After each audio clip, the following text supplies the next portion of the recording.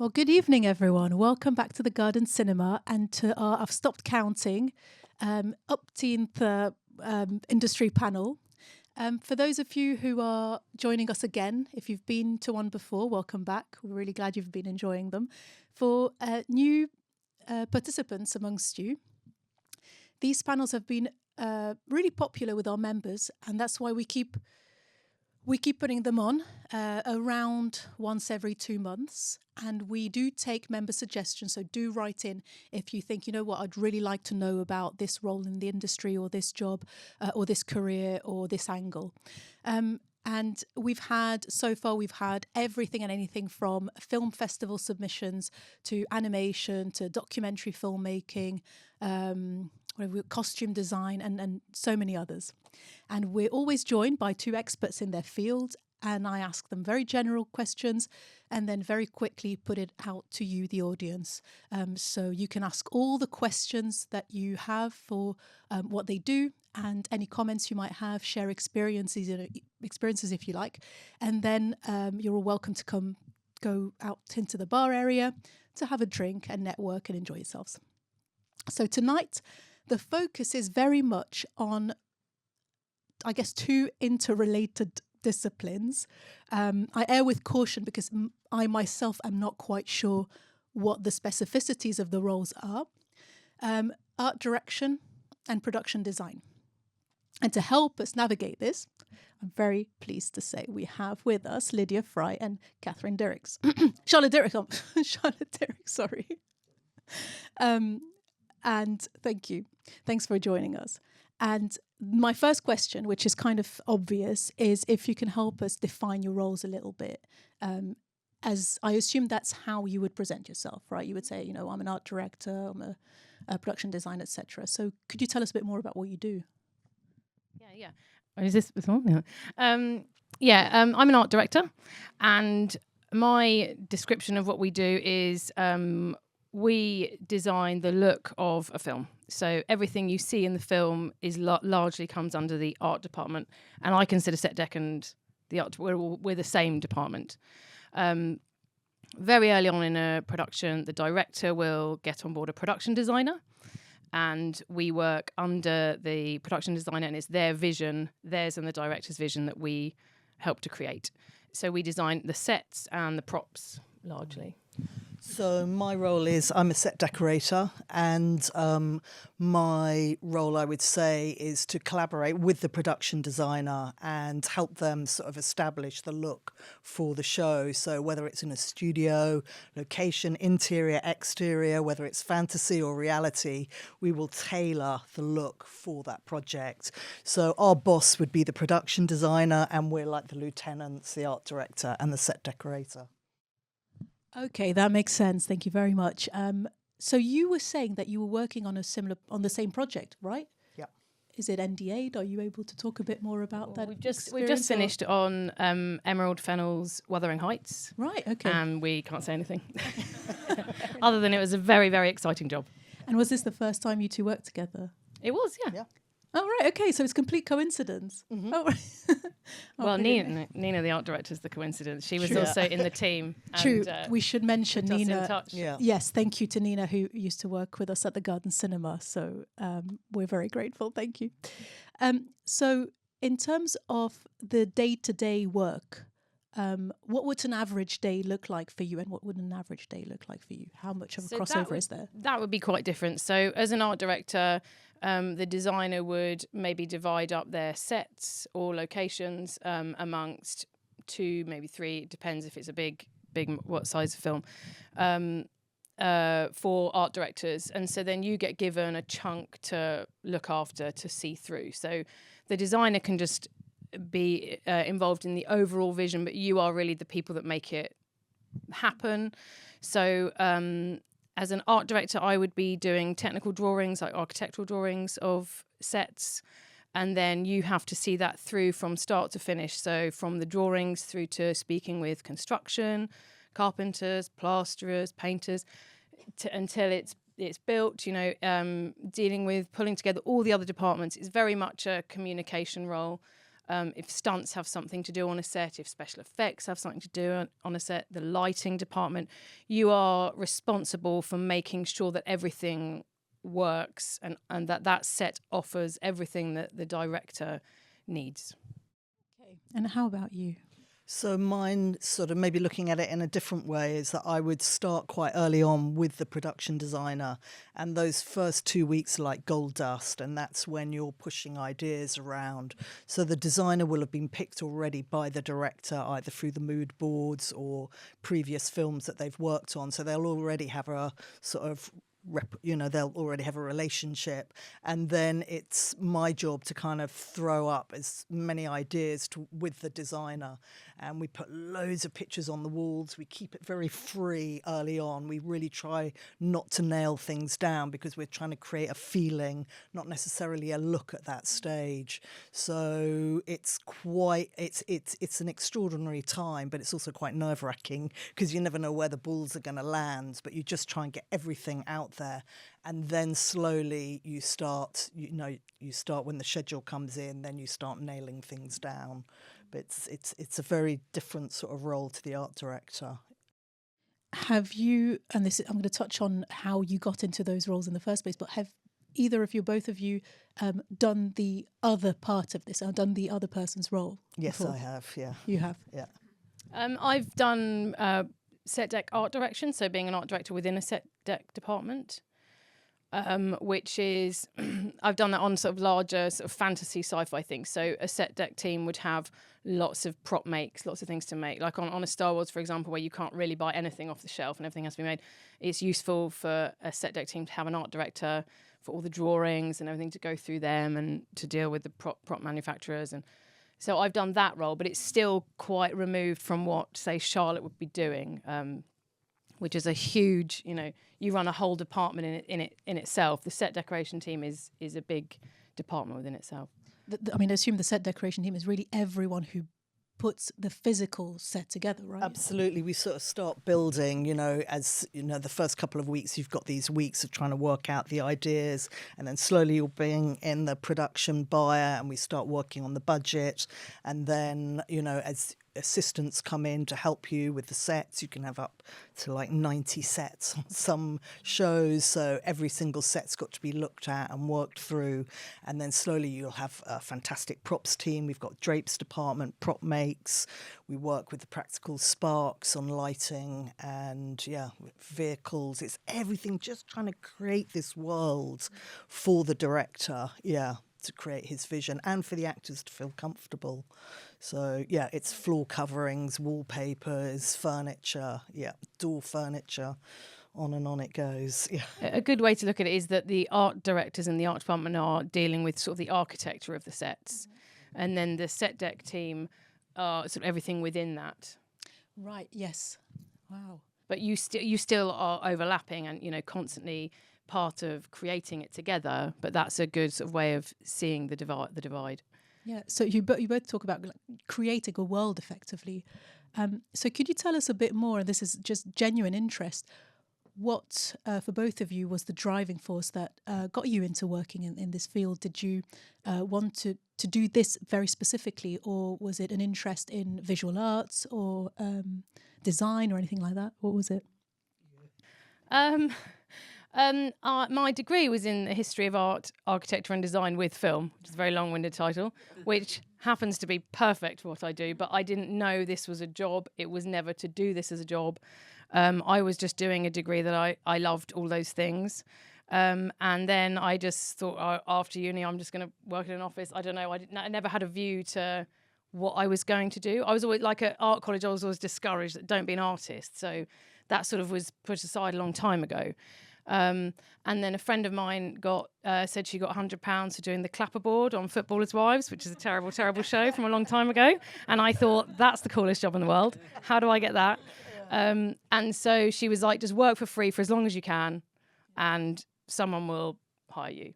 And so because of that, I did that. I worked for free for a long time and then worked in TV and mainly soaps, because once you sort of make a contact, you end up in that world.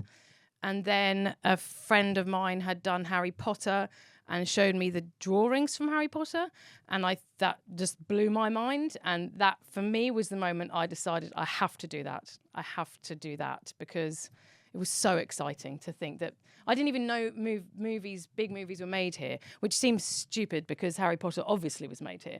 But I just had never entered my mind, and that was it for me. Did you, if you don't mind me asking, did you have to say, not retrain, but did you have to do that? I or did was have it to go just back to the segued? beginning. Okay. I had to go right, back to the beginning because in TV I was an art director already, but I mean, it's a totally different ball game. And then I got work experience on Harry Potter and saw the department, and it was very.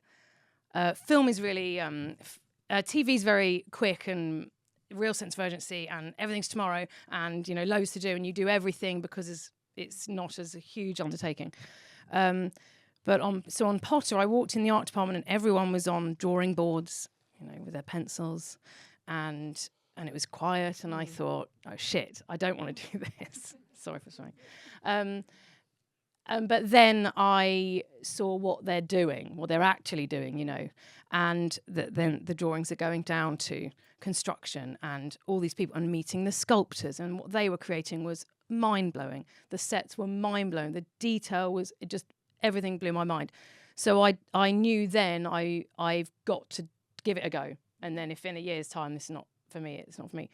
And so I did work experience. Yeah, sorry. So I went back down to the assistant, which was like a third of what I was being paid, but I wanted to do it. And then I did a technical drawing course. They do a technical drawing course at Pinewood, which is very good, but sort of for the last 20, 30 years, it's the same course, and they teach you drawing, but everyone comes out with the same drawings and goes to interviews with the same drawings. And so I was pre-warned not to do that, to go away with those skills, draw something. And I was very honest with the Harry Potter people that I can't draw. I want to learn. And I did the course really so that I could at least read the drawings if I was going to be. But I mean, as an assistant, you're just making tea for everybody and delivering drawings to all these amazing departments that are making these amazing things, which was very exciting. What a journey. How about you, Charlotte? How did you get into it? I went to art school and I did a fine art degree, and then I ended up just making films, and then found myself just more interested in actually doing the sets than instructing the actors.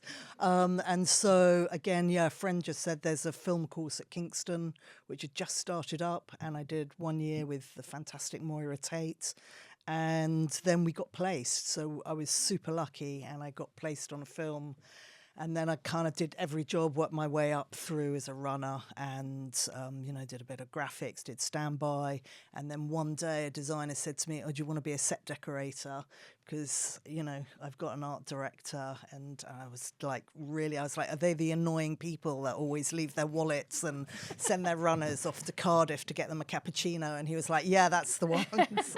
So I took the job, and actually I absolutely fell in love with it. I loved it, yeah. And it sounds stupid that I worked in film and I didn't completely know what a set decorator did, but also set decorators have really grown as well over the last 30 years, and our departments become bigger and bigger, and we take on more and more.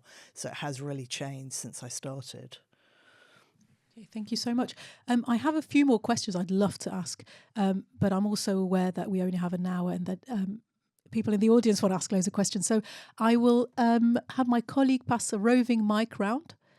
If anyone has any questions or comments or anything they'd like to find out, anything they'd like to ask our guests, don't be shy. Put your hand up.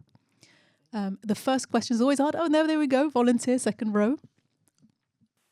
Thank you. I know one of you worked on Saltburn, and I thought the colours in that were absolutely amazing, the sort of saturation of it, and it was a very distinctive look, particularly the external shots and things, and I wondered how that came about. So obviously that was Emerald Fennel as well. Yeah. So Was it That you? was very much Emerald Yeah, Fennel. it was Yeah, I stunning. do remember like it was a bit of a journey with her, because I remember sort of with the very orange curtains that they open, and I got in all these kind of burnt orange silks, and I was like, and she was like, no, fluorescent. I was like, fluorescent.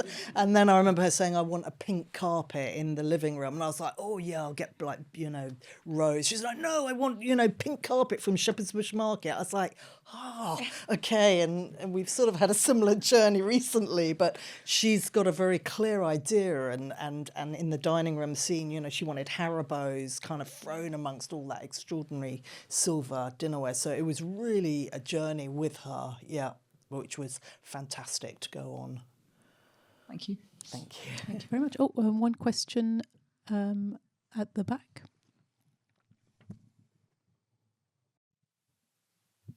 Hello, hi. I was just wondering, in your experience, what was kind of the delineation in terms of set deck and prop department? Because it seems like there's quite a lot of crossover nowadays in terms of kind of who does the buying or kind of who does the design. Has that kind of changed recently within your own experience, or is it more kind of the budget of something that decides that? I mean, I would say when I started, I was the buyer. I dressed the sets, I did the POs, and yeah.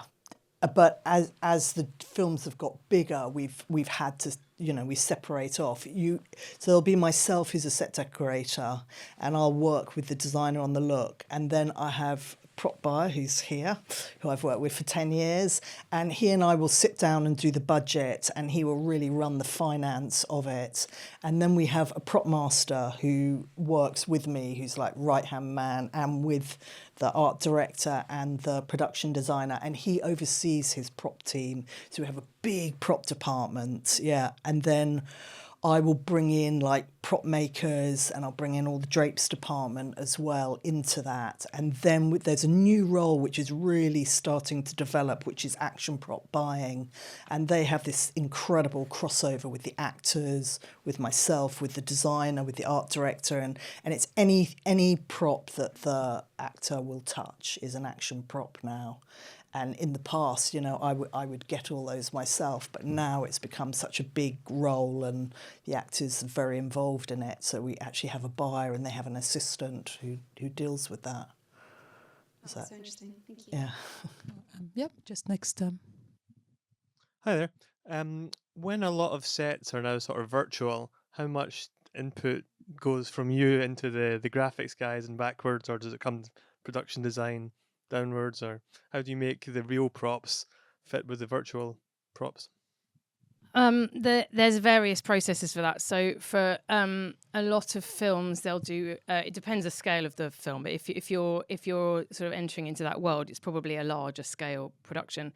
They do pre-vis, so a visual effects team would be in charge of anything that you don't see, creating that world that may be on a green screen.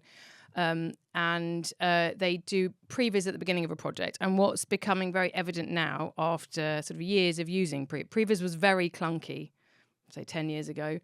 And now it's very clear that it saves a lot of time to have a designer on early with a visual effects team doing the pre-vis. So, sorry, when I say pre-vis, it means they're sort of blocking out the whole film, sort of like literally grey blocks of sets and greying out creatures or animals, people, actors. And the problem has been that a visual effects team will do that without any input from a designer. So by the time that the designer's on board and the art department on board, there's problems because they've maybe shown a director something in a pre-vis that's not really achievable. And then it's difficult to undo that. So it's a very current thing that designers and art departments are trying to get involved in that process as early as possible for the benefit of everybody. It saves money if everyone knows we're on the same page. It's beneficial for the director because they know exactly what they're getting. It's beneficial for the visual effects team.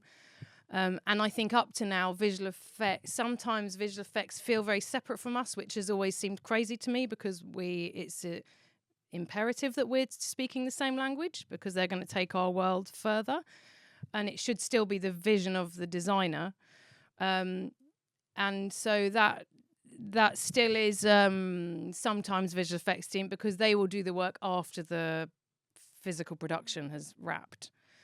So a designer's not technically employed then on the production, but there's still a bit of a grey area in that world. But usually you would have maybe a green screen or a blue screen around a set for set extensions if you're only going to build to a certain height. Visual effects team will continue that. And you can do that on your technical drawings, or we have concept artists who do visuals, and they would have that information to build the world further than you can physically build it, if that answers your question. Wow, so many roles. Yes, we have 2 questions at the back. Hi, I'm afraid it's the same question everybody gets asked these days, but I'd be interested in your views on how AI will help and hinder your world. Thank you. Yeah, so I know AI is quite contentious after the Brutalist, and but I think if it's mindfully used and it's used in the same way, I mean, I could talk about it maybe just from like set deck point of view. You know, we've got we do masses of research, you know, so I'll go to art galleries, I'll go to the ballet, you know, with the designer to create this look and this feel, and I go through all my research books, and then I will start to look at some, you know, we'll start to kind of throw out some sort of ideas with AI just to see what it will pull out. So it's not, I don't use it for everything, but it's a really interesting tool if you use it mindfully and helpful and exciting.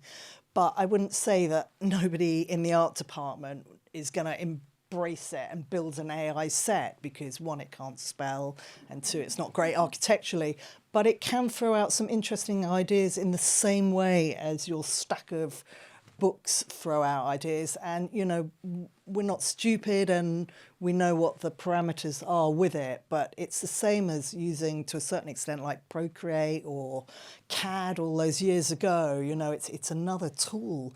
And the film industry, you know, moves so fast, and it's an exciting thing to embrace, I feel. Yeah, it's quite incredible the speed at which it can create visuals that are very good, and like Charlotte says, our world is researching and very careful research, but it's able to put that together visually very quickly, and currently you can still spot an AI concept, but I don't think it'll be very long before you don't know the difference, and that's sort of scary for concept artists especially, because you know what we can now do with a keyboard and a press enter, that would take someone a week to do one visual, and it will show you 4 things very quickly. And like I say, you can tell that it's AI, but I don't know how quickly that you won't be able to tell that. But I do think it is part of the creative toolbox. But it is a really interesting question. I mean, I'd be interested to know what other people think in the audience about it. You still need the human interaction, because very much part of our process is if a concept artist has done something and the director's like, oh yeah, but make this work in this location, they have to make that fit, and there is so many, you know, you have to fiddle with things and revise things and change things and that I can't see AI being able to do yet. Yeah, that question's come up at pretty much every panel, to be honest. So it's very interesting. It's to really see people's interesting answers. question. I had a question about drawing, and I was just wondering, you just mentioned you have to do a lot of research before starting a drawing. Just how long does it take, and also how much of it is collaborative effort or a personal effort before, you know, starting a drawing, and how do you go from just talking about ideas to actually putting the pencil down to paper? That varies from project to project. Some projects are very quick. You've got very limited time. I might be brought onto a project that's already been going for a little while, and they give me a concept, and this is the stage, these are the parameters, get drawing. Or on some of the bigger pictures, you have loads of time, and that's nice, but also not so nice. So research-wise, the project we've just done together was like the perfect amount of time. There was a lovely amount of time to do loads of research, be really creative, chuck lots of ideas together, and and then go from there to drawing what we're actually going to build. But some projects you can be. So we do art directors do modelling in 3D as well a lot of the time now. That's very much what we use, as well as 2D. Eventually, it has to be a 2D drawing to get built, which has all your dimensions and a breakdown of how to make it. Yeah, it varies how much time you have to do that. And on the bigger pictures, like the sort of larger sci-fi things, you might get concepts often from America because they've done a lot of the design work there. Or a designer's very clear about what they want, and then you do that. It's nicer when they are less clear about what they want. So on the back of a fag packet. Yeah, that's much our designers. nicer. So you have some freedom and some fun, you know. Yeah. Thank you very much. Oh, yes, question in the second row. Thank you. Just picking up again on the conversation about your interaction with different departments, I was wondering, how do you work with, say, costume, and where does the sort of costume designer sit within that production design scenario? I love working with costume designers. I'm like, yeah, they're absolutely fantastic. So on the last film, we were really lucky very early on with the director, costume designer, makeup designer, the production designer and myself. We sat down and kind of, the costume designer showed us all her ideas, and then that, you know, we just all fed off. It was a really kind of great few hours of just throwing ideas around. But I always work really closely with the costume. They have much better fabric contacts, and it is really important. I mean, I worked with a fantastic production designer, Janet Patterson, years ago, and she did costumes and sets. So I learned a massive amount from her. I remember like itching to put some sort of hot pink fabric on a sofa, and she was like, "No, it's got to be brown because of costume." And again, when I did. With Christine Casali, when I can't remember David Copperfield, I worked really closely with the costume designer. So she wanted to put a rust, Tilda Swinton in rust, and then we came up with this arsenic to go behind it. So we really worked closely, you know, what colour, what was more important. I mean, the actors or actress is always more important, but it can be such an exciting collaboration, yeah. What's your experience with do you work with costume designers at all? No, much less so for me. Okay. More for me, it would be the practicalities of what if a costume is going to interfere with the set, or vice versa. If the set's going to interfere with the actors' freedom, also within what they're wearing. So it's rare that, as an art director, that I would have to get involved with that. Okay, good, interesting. Okay, thank you very much. Do we have any other questions? Yes, we've got a couple. One there and one there. We can start with this one and then we'll come to you. Don't worry. Thank you. Yeah, I was just wondering, you were talking earlier about how you might do like a drawing course, for example, but everyone kind of maybe standardizes the process or maybe standardizes the outcome, but and it's really necessary to have those foundations. But I'm wondering, as the industry kind of changes and demands change, how have you kind of, or like what kind of additional skills have you kind of developed over the years to meet that new demand, and how have you kind of kept developing your roles to not just be good but like great at what you do? For me, with drawing especially, it was all pencil drawing when I first started, and then computers came in and everyone was worried about that, and then we all learnt to 2D draw, to do 2D drafting, and then everyone started learning the 3D programs. And you just have to keep up with it, because they're all fantastic tools, especially the 3D programs. Traditionally we would have done drawings and we would make card models, white card models, and the director can see that, and we'd have called a lipstick camera, which is a tiny camera, and we'd have a screen up and we'd position that and move that around the set so they can see exactly what they're going to get, or, oh, you don't need this set or this corridor, get rid of that. That's just saved you £100,000. Well, you know, so it offers the same thing, only it's a much faster process. You know, you can do it on a computer, you can do it on a screen, you can show it on your screen, you can take this off and take those, you make this bigger, make this small, you know, and then you can generate your drawings from that, which is, you know, fantastic. But I do think art directors have their own style as well on drawings. Yes. I'm always have a quick look to see who's drawn it. Yeah. Yes, they do. Yeah. Yeah. You can tell there's something. Yeah. Yeah. And then as an art director, that's only part of the process, and that's because some people love 3D drawing, and they, then you become very much so on your Star Warses and your sci-fi things.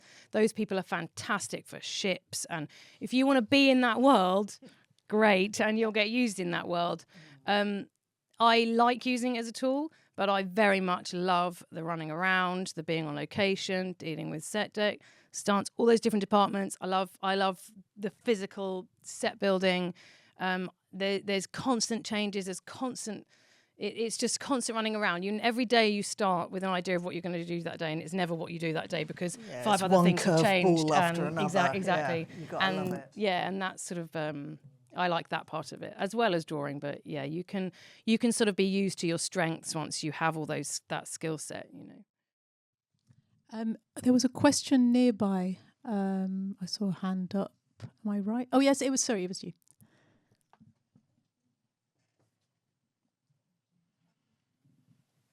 Thank you for your time so much. I might be cheeky and ask 2 questions.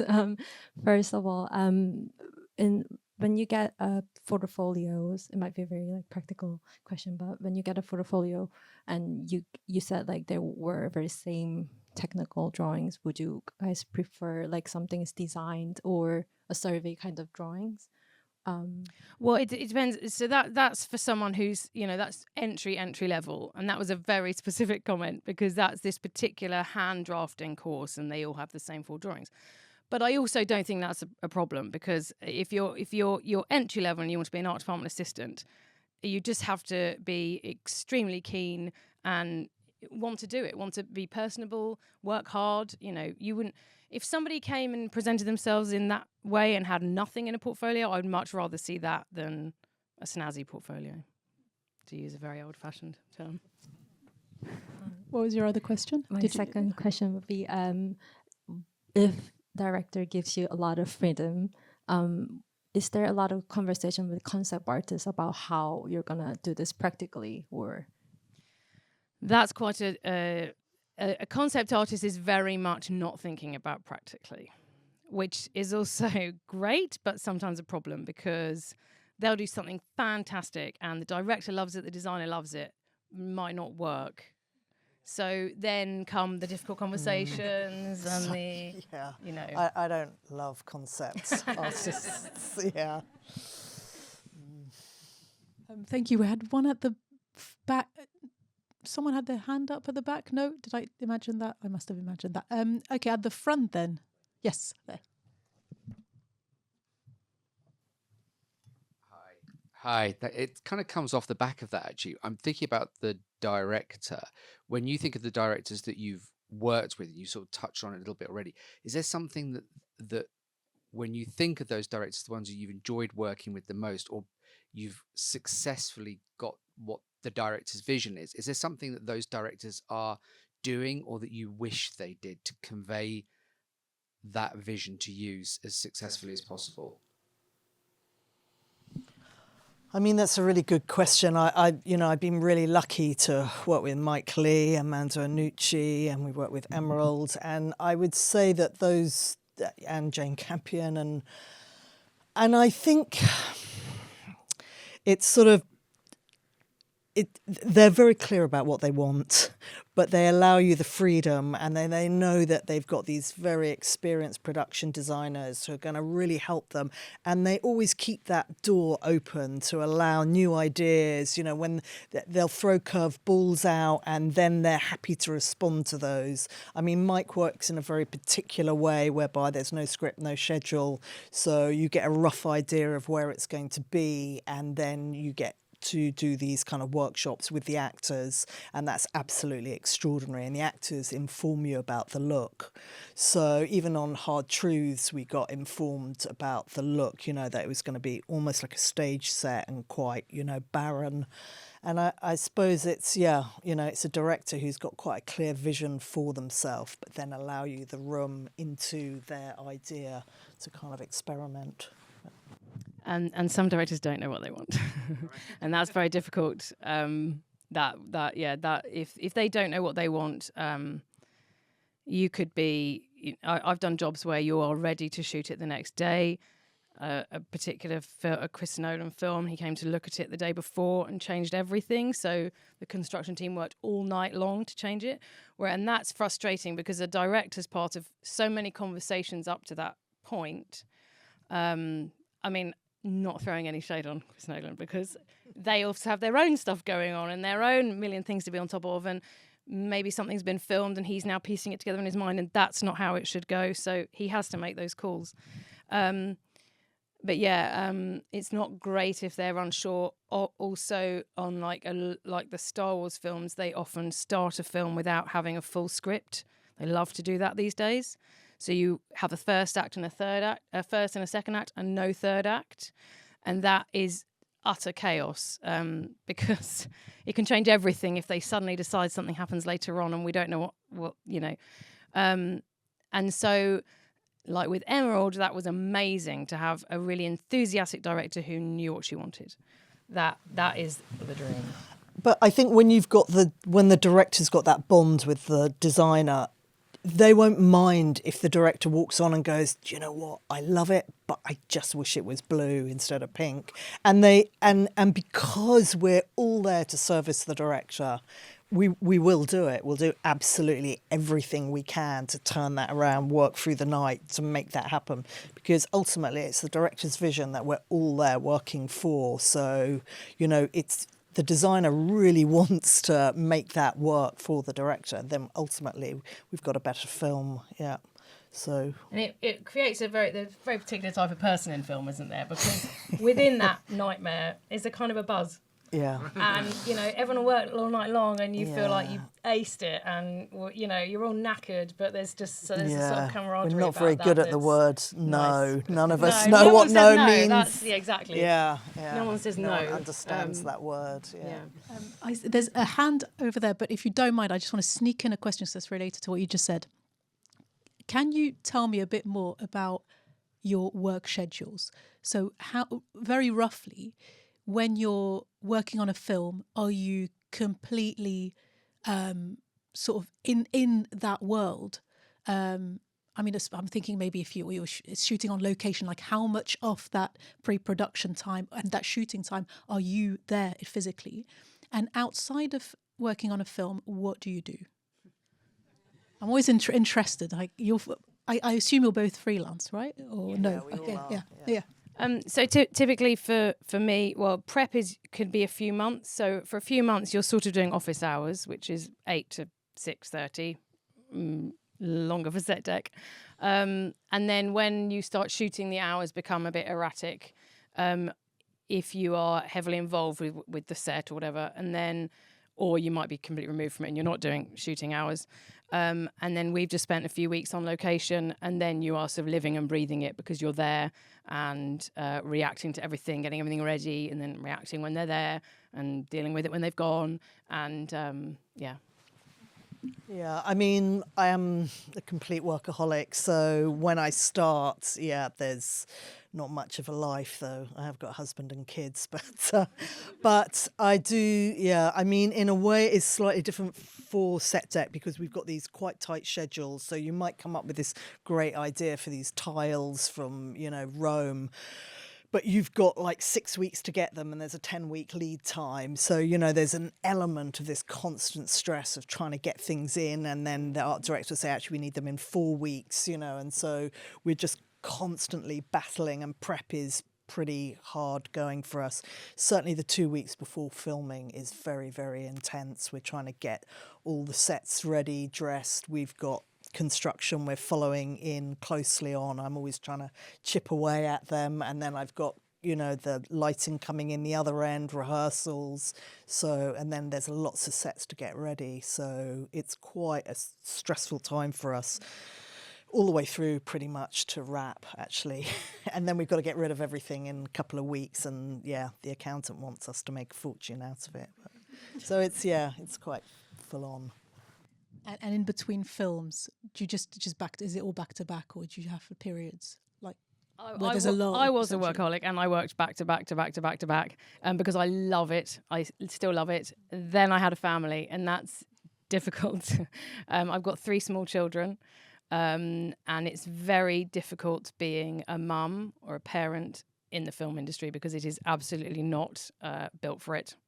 And that's been very hard trying to navigate keeping hold of what I do because I'm incredibly passionate about it, and also being present for my children. And there isn't really an answer to how that works because it sort of doesn't. So I'm navigating that as we speak. Fair enough. Thank you very much. I was very curious about that. Yes, sorry, back to your question at the far back.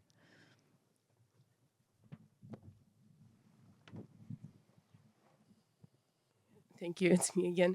Mine was actually a follow-up from a previous question about the relationship between the art department and the director. You mentioned that sometimes not all directors have like a clear vision of what they want to do and how they see the film and give kind of like general ideas, which gives you a lot of space to work in and kind of create that vision for them. Generally speaking, it kind of seems to me that not a lot of people kind of even know about the art department, and they often like praise the director for the look of the film.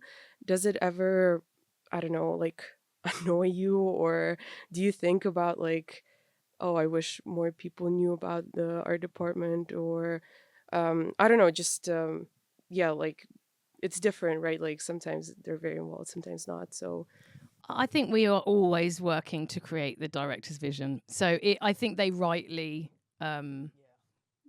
take that credit. Yeah. And I don't think we ever. I've never felt like the art department isn't. No, famous I mean, enough. I think we do get enormous satisfaction out of our job. You know, I absolutely love my job. I really do. You know, I get up every day and it's a gift, you know.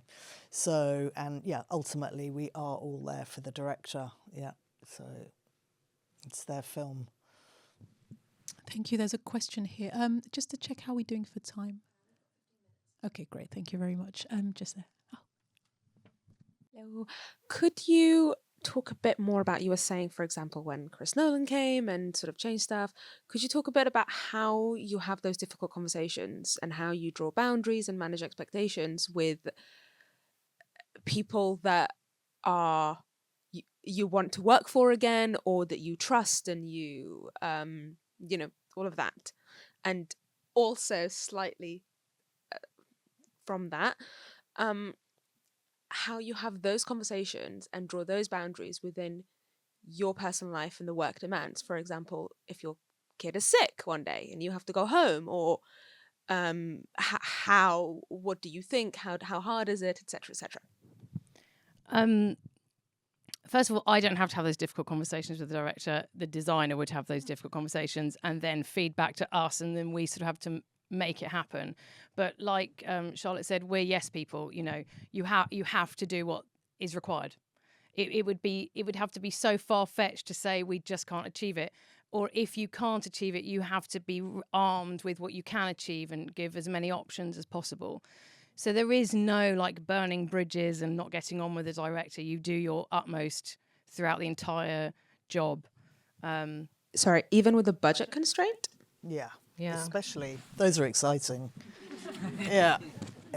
We love a good budget constraint. Yeah.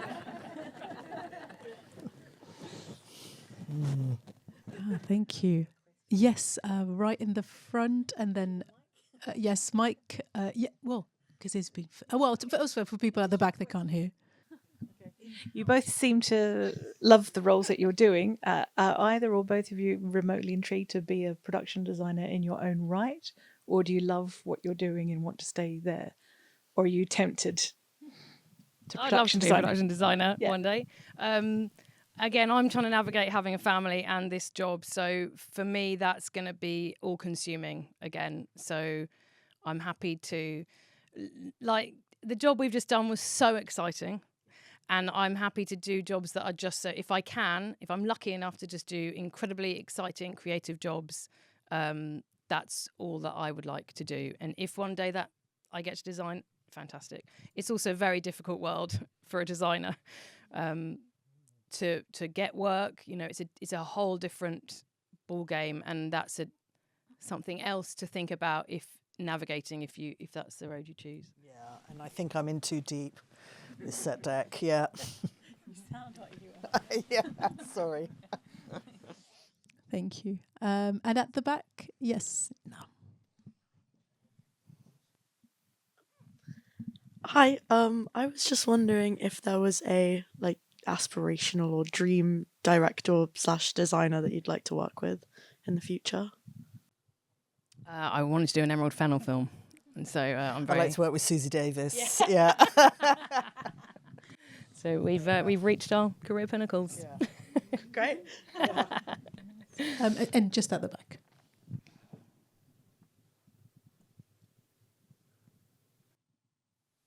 Hello. As two people I know who also love culture outside of work, go to see films, art, when you're not getting paid to do it, I wondered if you go to see films and are analytical of them, like if you notice bad set decoration or bad art direction, or if you experience them just as people, and if there's anything recently that you've watched or noticed that you really loved or hated.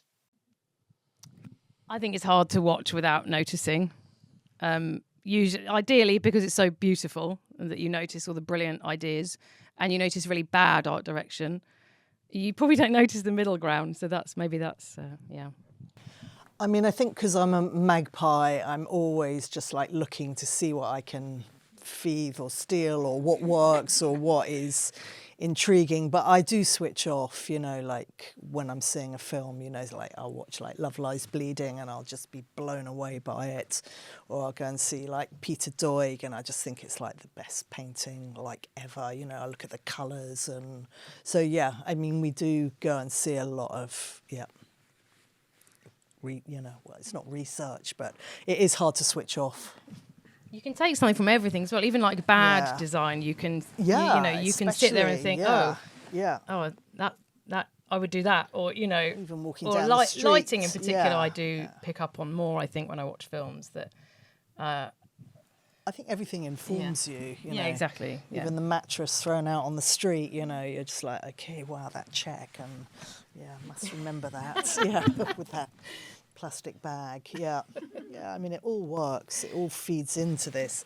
That's why, in a way, AI is interesting too, because in a way we are like these AI machines. Like everything is just feeding in to this brain to then come out with these crazy ideas.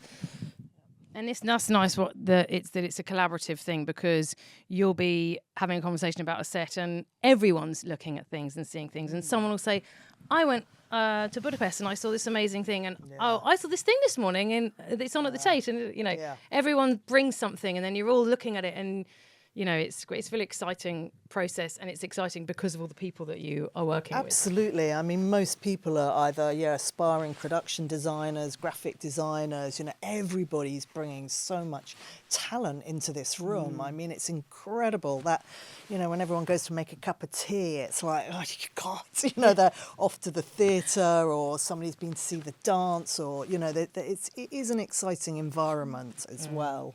As this kind of, it's like a mini family in a way. Yeah. Thank you very much. Yes, we have one question just here, third row from the back. Hello. I was just wondering what you thought about, especially in terms of interiors, real locations versus built sets, and especially when you talked about you love budget constraints, like what constraints of a real location brings up for you, like what inspires you and what frustrates you with both? For me, it's lovely to build sets because you can create whatever you want. But equally, the flip of that is when you watch something, you can usually tell what's a location, because there's just a nuance in a location. There's little details that you wouldn't think to do as an art if you were building something. So there's a real beauty in locations, and they can throw up different things and think that they can offer different things to a director more sometimes. But creatively, it's really exciting to do big set builds. Yeah, and I think normally the designer will have made those decisions, and they'll be looking at like composite locations where they can film quite a lot of different scenes within that. So that's then throws up quite a lot of problems for us, because just like access, you know, if we're trying to dress one area while they're filming there, you know, we're trying to strike that area and there's one doorway in and out. So but it's fantastic for the production because it keeps costs down and things like that. I mean, I don't mind either, to be honest. Yeah, they're both interesting. You know, you can get presented with one white box after another, and you've got to turn it into an Alaskan village or something, like, you know. So we do it. That's part of the excitement. Yeah. Thank you very much. I think we've got time for one more question. Go on, one last one. No pressure. Yes. You mentioned the lighting, and I wonder if you ever sort of get to the stage where you say, like, I can't believe they lit my set like this, and they've missed all of the details, or they've just the thing I've spent a month on is in shadow, or anything like that, and how you feel about working. Do you get interaction after the event? It's quite the fashion for films to be very dark now, things to be very dark, and a lot of that you don't see because they can grade it in post-production. A lot of that you don't see until you're in the cinema and you see all this work, but you don't see all this work because it's just disappearing into black. Some, like Roger Deakins, some people are incredible cinematographers and have a brilliant relationship with the designer, and the set they're thriving off each other, and it's a total thing of beauty. That's very exciting, and that doesn't necessarily happen every job. Yeah, I mean, I've learnt to love DOPs, but I've sort of found now there's like this one, when they do camera tests, which is like maybe the week before we start filming, and then you're trying to get things under their nose, and then it's really interesting to see what type of practicals they like and what they respond to, and there's no point putting a certain practical in a set if they don't like it, and that can really affect the look of the set too. But then, yeah, we've just worked with Linus, and you can come around the corner and the lights go on and it's like magic. It's just like can blow you away. So it works both ways. But I think now, you know, like the designers that we work with work really well with the DOPs. Yeah, though, yeah. Thank you very much. I think that's all we've got time for. Big round of applause for our guests. Thank you very much for giving us your time, shedding some light on what you do. And thank you to our Garden Cinema audience.